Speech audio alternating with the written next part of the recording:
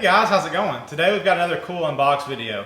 So I just got this in a minute ago. UPS just dropped it off, and I've got two really cool horns we're going to unbox in this video. So this is not really that special of a horn. It's the paint that I was after with this horn. The next horn, the second horn I'm going to unbox, is a really special horn. Pretty sought after, pretty expensive, and a lot of people want them. So it'll be the second one I've ever had also. So I only have one in the collection. But anyway, let's get this popped open. Now this horn is not new from Airchime. It is just in the box, but it did come from a railroad. Now I bought this from the owner of the railroad. He bought a new engine and it had this horn on it, and I think he ran it for a little while because it's got the railroad paint on it, but he wanted to swap it out to a K5LA. So he took this off. So anyway, I've got the engine number, and yeah, it's together, so we don't have to assemble it. I'm gonna pull this packing out. And very cool. Now this is actually a Canadian horn. This is a Canadian K3L, and looks like he gave me some a koozie and a keychain lanyard. It's Rock Island Railroad. So anyway, this is a raised letter K3L Canadian horn, and it is in the Rock Island paint. This box over here. Now this is, let's see, 107957 is the serial tag. So that's going to put it 107. I'd have to look at my chart. I can't quite remember. I want to say like 2020 maybe ish.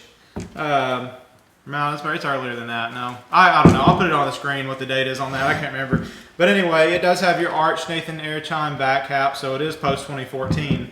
It's in the Rock Island blue and white paint scheme, and it is kind of dirty. It's got some soot splatter on it, but not too bad. And of course, it's running with the number 3 reversed. So, or I'm sorry, number 2 reversed. This is actually a K3LA. I thought it was a K3L. It's a 1, 2, and a 4A. So it's a K3LA. So it's running with the 2 reversed. So it's not a Canadian horn. But anyway, cool horn. So let's go ahead and pop open the next box. I'm going to set this down over here. This next box, I'll just go ahead and tell you, it's Rock Island Railroad also. Now this one did not come off one of their engines. It was going to be on one of their engines, but ended up not ever making it on there, but it is painted in their railroad paint. So unfortunately this one didn't run on a locomotive for Rock Island, but it's already painted in their paint.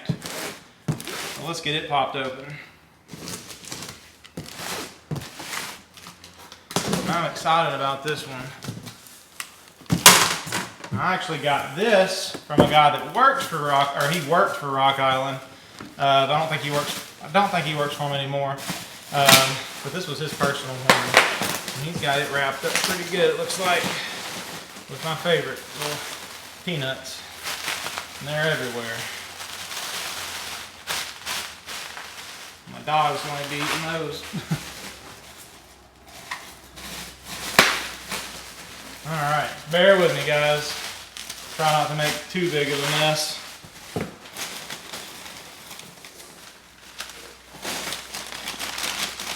I have my dogs choking on these packing peanuts.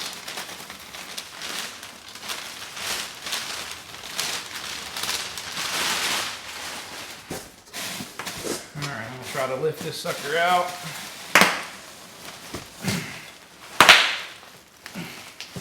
It does have a little weight to it.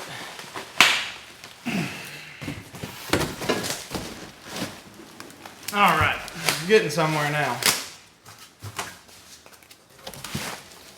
Get this box out of the way. Throw it down right here. All right, now we can get into it. So, like I said, really excited about this horn. Can't wait to hear it. It is an M5. So this is a Nathan Airchime scallop base M5, and this will be the second M5 that I've ever had.